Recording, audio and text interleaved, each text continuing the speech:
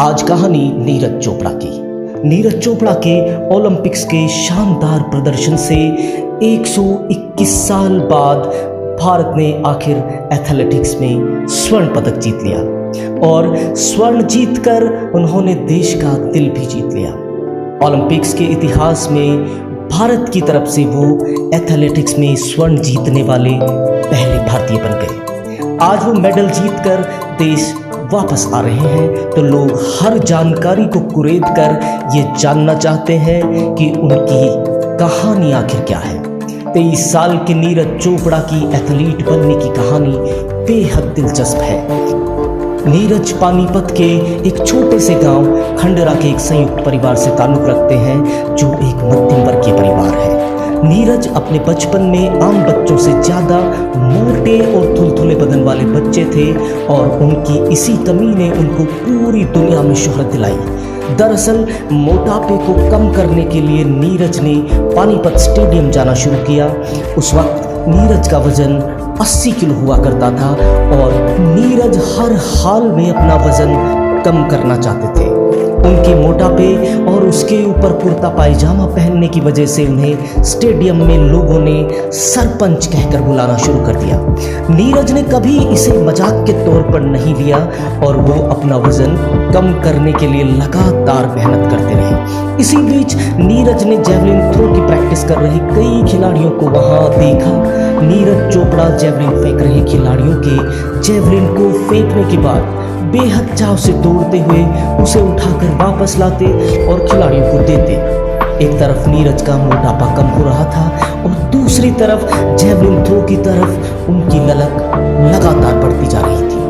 एक दिन स्टेडियम में प्लेयर्स को जेवलिन सिखाने वाले कोच के सामने ही उन्होंने वो भाला उठाकर फेंका और कोच ने उन्हें ऐसा करते हुए उस वक्त देख लिया। कोच ने पाया कि वो दूसरे खिलाड़ियों की टेक्निक से बेहद अलग और कमाल के थ्रोअर हैं। कोच उनकी प्रतिभा से रूबरू हुए और नीरज की हौसला अफजाई की। कोच ने उनके परिवार से बात कर उन्हें जेवलिन थ्रो के खेल को अपनाने की सलाह भी दी। उनके परिवार ने कोच की सलाह को मानते हुए नीरज को इस खेल में हाथ आजमाने की सलाह दी, लेकिन महंगा खेल होने की वजह से उस समय नीरज के परिवार के पास जेवलिन थ्रो की जेवलिन को खरीदने के पैसे नहीं थे। इसके बाद परिवार ने जैसे तैसे 7,000 रुपए का बंदोबस्त किया और उन्हें जेवलिन ला कर दिया। जेवलिन हाथ में आने के बाद नीरज ने कभी पीछे पलट कर नहीं देखा।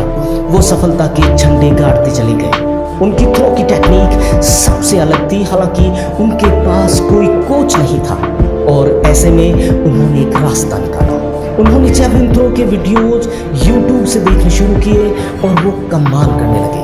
नीरज अब कई प्रतियोगिताओं में भी हिस्सा लेने लगे। वर्ष 2016 में नीरज ने विश्व जूनियर चैंपियनशिप में 86.48 मीटर का थ्रो कर रिकॉर्ड बनाया। इसके बाद दक्षिण एशिया खेलों में गुवाहाटी में 82.23 मीटर थ्रो कर राष्ट्रीय रिकॉर्ड की बराबरी की। कॉमनवेल्थ खेलों में स्वर्ण पदक अपने नाम किया। 2018 में जकार्ता में एशिया खेलों में 88.06 मीटर का थ्रो कर उन्होंने नया रिकॉर्ड बनाया। साल 2016 का वो समय जब भारत को गोल्ड दिलाने वाला ये लड़का राष्ट्रीय परिदृश्य में सामने आने की कोशिश कर रहा था। इस साल में ही उन्हें पहली पहचान मिली जब पोलैंड में आयोजित अंडर 20 चैंपियनशिप में नीरज ने गोल्ड जीता। इसके बाद बारी थी अंतर्राष्ट्रीय पहचान की। गोल्ड कोस्ट में उनका भाला 86.47 मीटर पर रुका। लोग उनमें उम्मीद खोजना शुरू करने लगे। उम्मीदों से आगे बढ़कर नीरज चोपड़ा ने 2018 के राष्ट्रमंडल खेलों में अपने जेवलिन को 88.07 मीटर मारा, जो कि राष्ट्रीय रिकॉर्ड भी बना। लेकिन नीरज संतुष्ट नहीं थे, उन्हें आगे बढ़ना था। भारतीय सेना में जूनियर कमीशन ऑफिसर होने से उन्हें इसके लाभ भी मिले और उन्हें वर्ल्ड क्लास ट्रेनिंग भी मिली, जो शायद बाहर उनके लिए संभव नहीं हो पाती। 2012 में एक बार बास्केटबॉल खेलते वक्त उनकी कलाई की हड्डी टूटने के बाद एक बार भी नीरज ने ये भी सोच लिया था कि वो शायद आगे जेवलिन थ्रो नहीं खेल पाएंगे।